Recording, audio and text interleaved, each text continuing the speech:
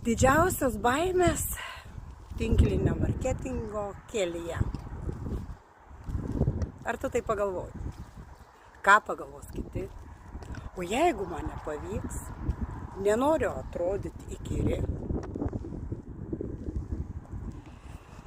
Neturiu patirties, bijau sulaukti žodžio ne. O ką tai pakeis?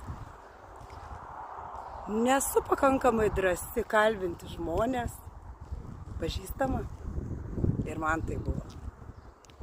Dauguma žmonių, kurie šiandien kuria savo veiklą, kažkada turėjo tas pačias baimes.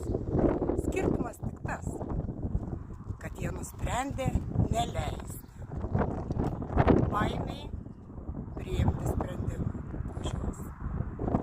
Baimė yra normali. Ji dažnai atsiranda tada, kai žengi į kažką naujo.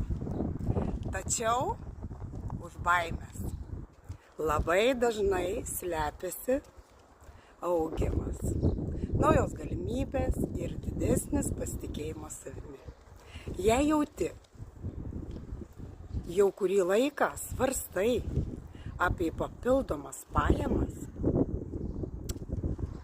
naują veiklą ar tiesiog nori sužinoti daugiau, parašyk man. Papasakosiu, nuo ko pradėti.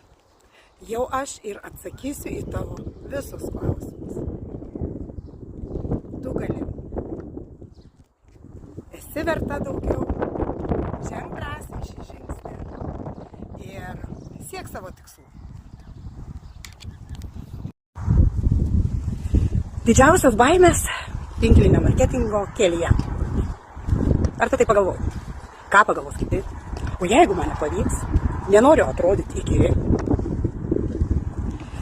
Neturiu patirties, bijau sulaukti žodžio ne. O ką tai pakeis?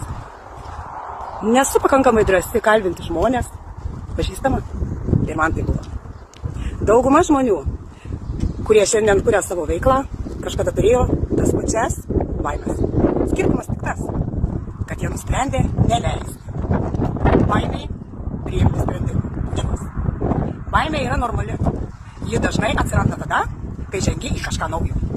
Tačiau už baimės labai dažnai slepiasi augimas, naujos galimybės ir didesnis pasitikėjimas savimi. Jei jauti, jau kurį laiką svarstai apie papildomas pajamas, naują veiklą ar tiesiog nori sužinoti daugiau, parašyk man.